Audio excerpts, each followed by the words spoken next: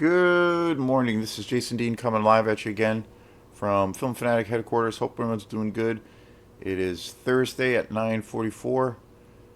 So yeah, hope everyone's doing good. It is another day in wintertime here in Maine. We'll possibly get another big storm, I guess, tonight or today, possibly on Sunday. So we'll see what happens. So yeah, as far as new updates and things, coming up the week after next, we got the big quantum show at Hey Sailor. So if you are around in Mid Coast, Maine, please come on by. It's going to be a great show. It's going to be Quantum and the Button Men. We're going to be playing at Hey Sailor, which is just an awesome venue here in Mid Coast. It's it's a place we've been fortunate enough as a band to play a lot of gigs at, which has been really great. It's been also quite an adventure playing there because I don't know, we've been getting, you know, I feel like we kind of built a little bit of momentum there.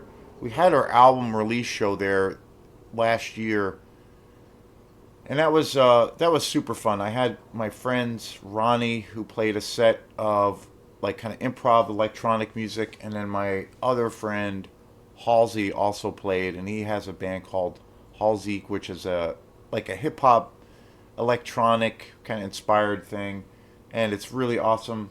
And we kind of all think all of our bands have, I think stylistically, all of our sounds are really different from each other, but I think there's a pretty cool commonality with kind of what we try to do or attempt to do with the band. With doing all original music, and in the electronic world, but then also trying to make it as live as possible. So February 21st, Quantum will be back at Hey Sailor with the Button Men, which is another fantastic electronic solo project by Wally, formerly from the Mallet Brothers.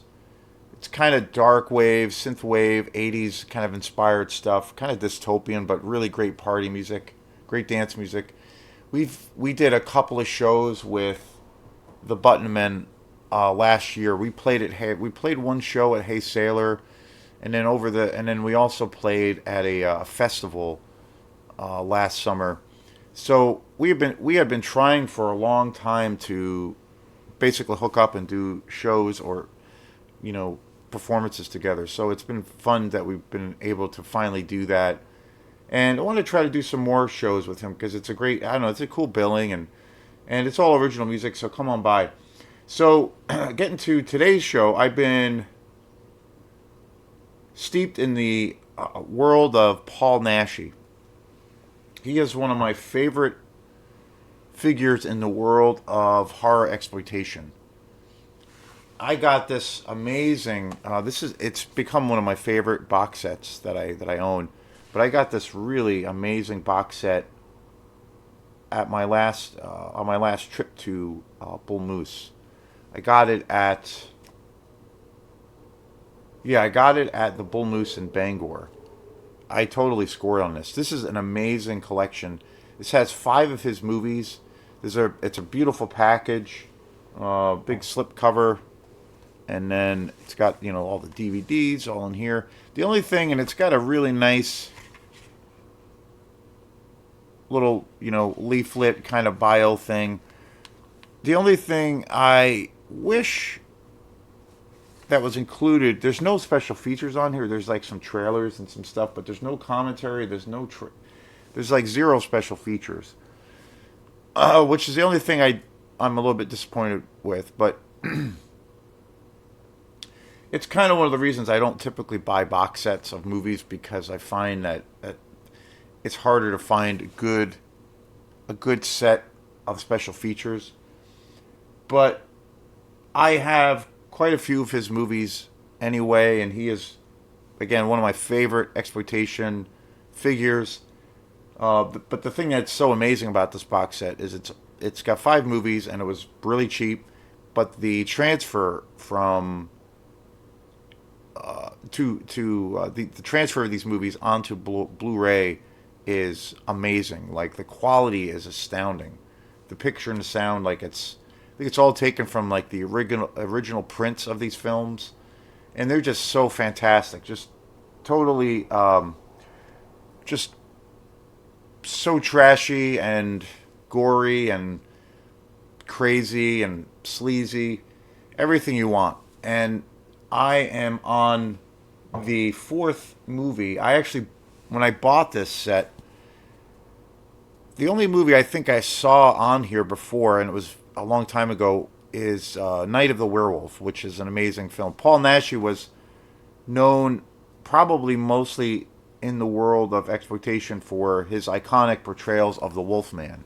He's played all kinds of monsters, well, Universal monsters, Frankenstein, he's Dracula, I mean, all kinds of things. And so, you know, there's been so many, I've seen so many interviews with him, with Paul Naschy, and I have I have a documentary about him, and then I have there's a really great interview with him that was done, I think, kind of the last, he passed away, I believe, a few years ago, but there was an interview conducted with him, I don't know, maybe about 6 or 7 years ago that is just awesome. It's just basically him sitting and talking to the camera. He talks about his entire career. And I came across all of this stuff when I got Howl of the Devil, which was the first Paul Naschy movie I ever got. It was a movie he directed. And the other thing with Paul Naschy is he was so involved on multifaceted person because he produced, but he also wrote films and he directed films, but then he also starred in films. And he was involved with movies from, top to bottom. The other and then the probably the most extraordinary thing about him was how prolific he was. I mean, one of the most prolific figures that I know of. I honestly just off the cuff or offhand, like I don't really know. I mean, I kind of feel like the two most prolific directors or figures in the world of exploitation or would be, I would say, would be Paul Naschy, as far as like the sheer amount of body of work, and then also Jess Franco, an amazing exploitation director, both from Spain. So, yeah, the bodies of work that both of those guys have is like astounding. Like sometimes these guys would put out 3 movies a year, and granted, they're really cheap and kind of trash movies, but still, they're awesome. I have not seen one Paul Naschy movie that I have not loved. I didn't really when I saw Howl of the Devil and I got it. It was put out by Mondo Macabra. I wasn't really familiar. I didn't really know who he was. That's what did it for me, and that was probably about 4 or 5 years ago. And after that, after really becoming a huge fan of his, and buying as many movies of his that I can, seeing a lot of his movies and getting more familiar with his work, I realized there's a certain handful of movies that I did see growing up, particularly a lot of his werewolf films. I did see them growing up as a kid, and so I was familiar with his films, but I didn't connect the dots of like who Paul Naschy was until recently. But just amazing, just incredible.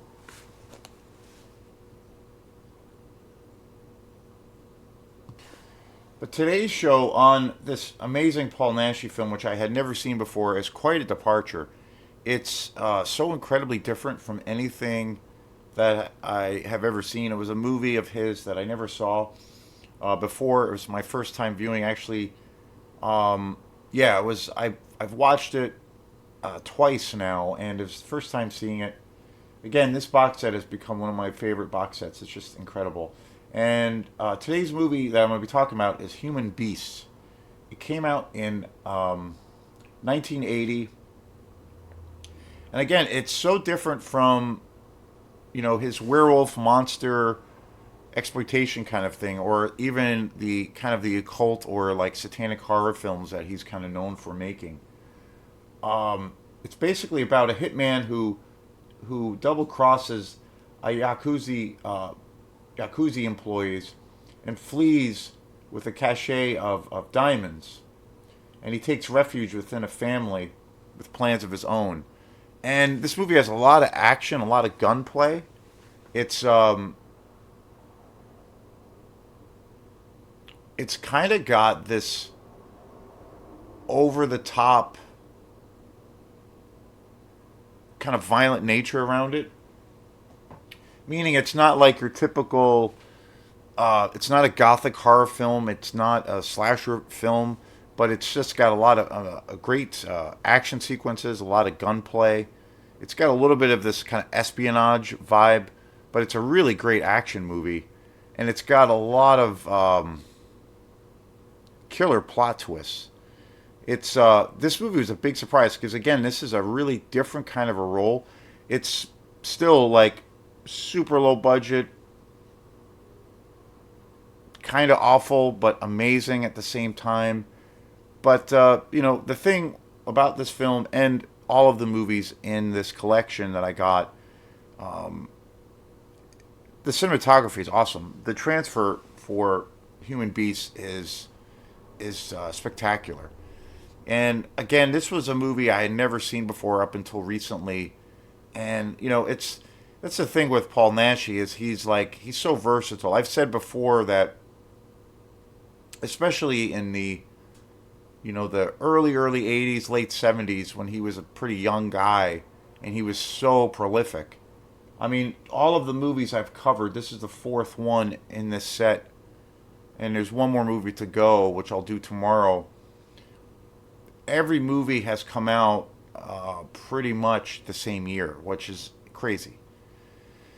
Even like on the Howl of the Devil DVD Blu-ray that I have, on the special features is the interview with Paul Naschy, and he talks about like his schedule, and he was again, like I said, one of the most prolific people I've ever come across in films in general.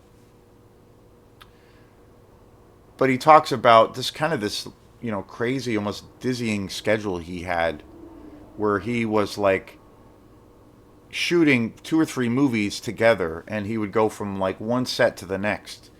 And he was so passionate about what he did, and he was so serious, even though these movies were like they're kind of cheesy and they're kind of terrible, but they're just so damn fun.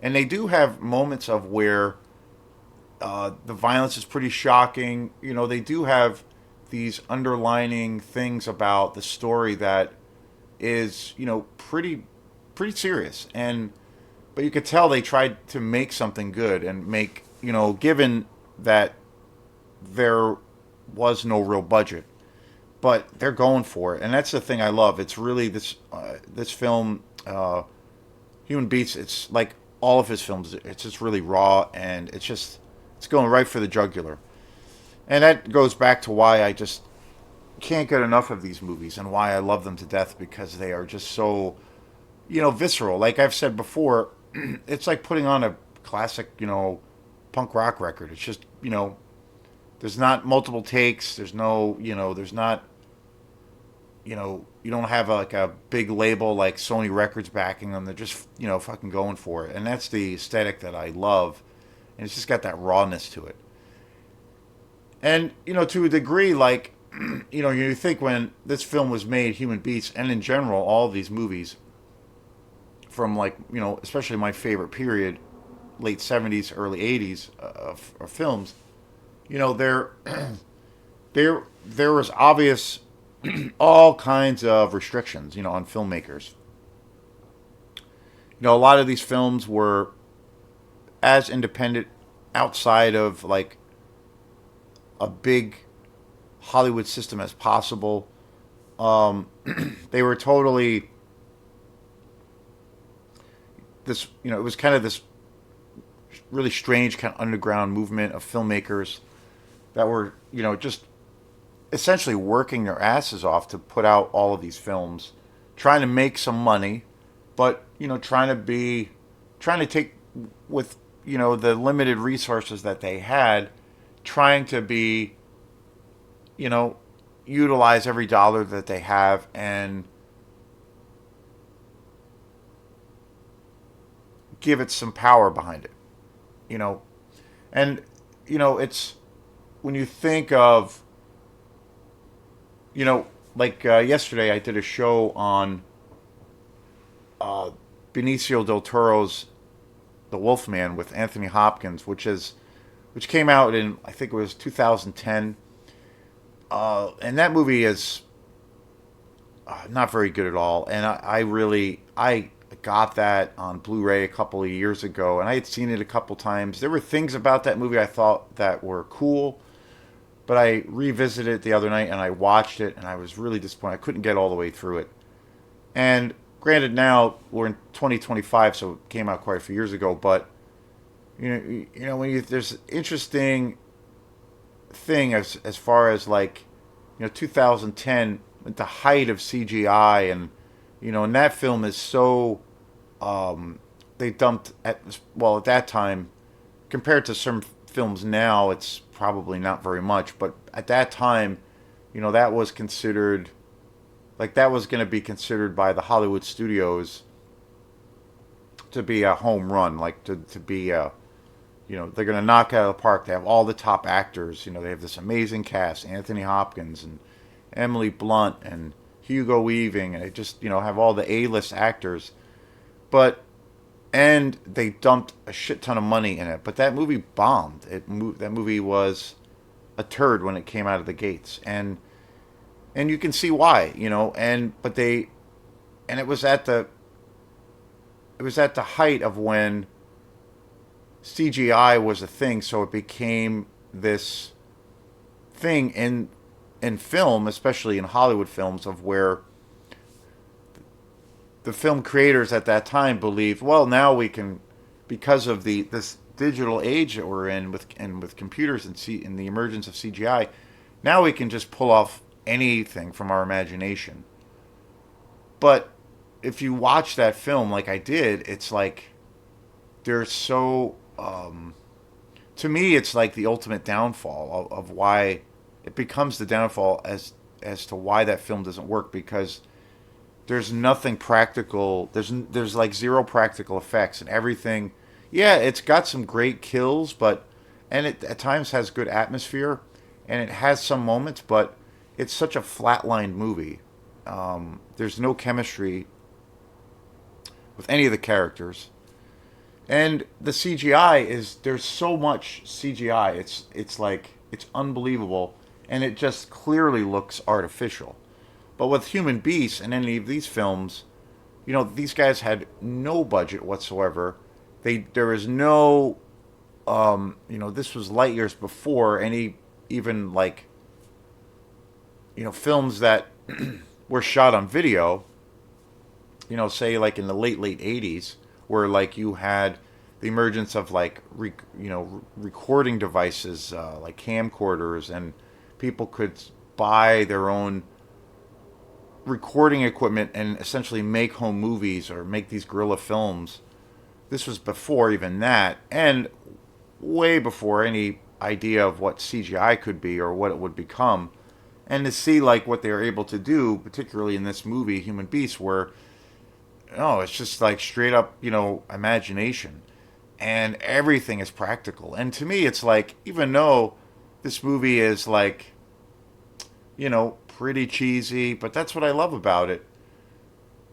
It has this level of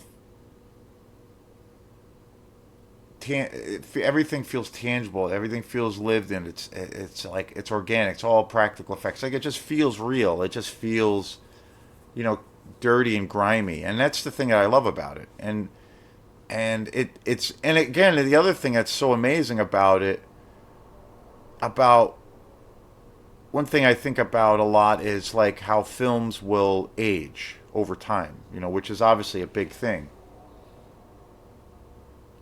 And when I think of a film say Human Beasts, obviously that came out in 1980, decades ago, and by today's standard, today's standards, it's like, from a that film is from an ancient bygone time.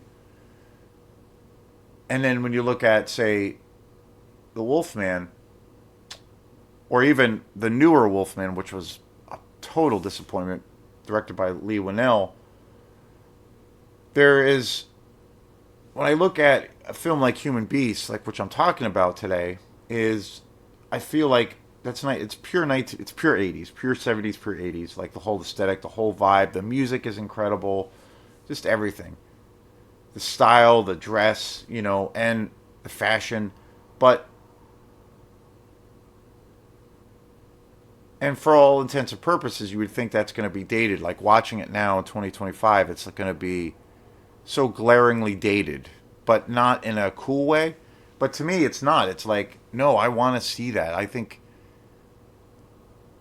I mean, talk about cool shit that was going on then. This is like the epitome of that, and it ages perfectly to me. Totally, it doesn't age at all in a way of where, oh wow, this does not hold up, not at all. But a movie like The Wolfman with Benicio del Toro, this that came out quite a few years ago, 2010. To me, watching that now in 2025, that movie is way more dated, and in dated in a more negative light. So again, these are just my stupid little opinions, and what do I know? My head's up my ass most of the time, but I think that's true. And I think that's why people are going to be revisiting these sleazy trash movies, and why there's such demand for them, because you know it's a real thing you're seeing. So, but I can't recommend this movie enough. It's so different from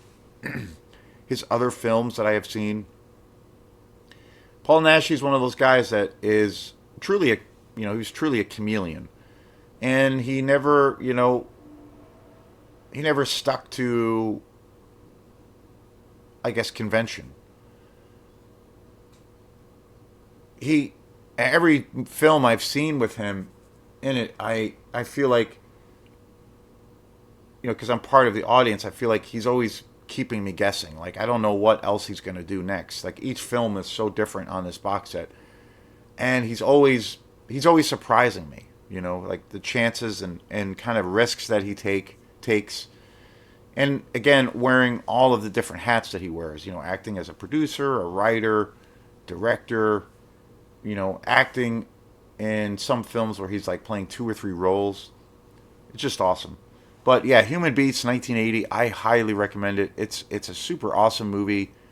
Really different. It's a really different kind of a film for him. Great. It's a real great action kind of gunplay oriented film with a little bit of espionage. Really great. But thanks again, and we will see you next time. Peace.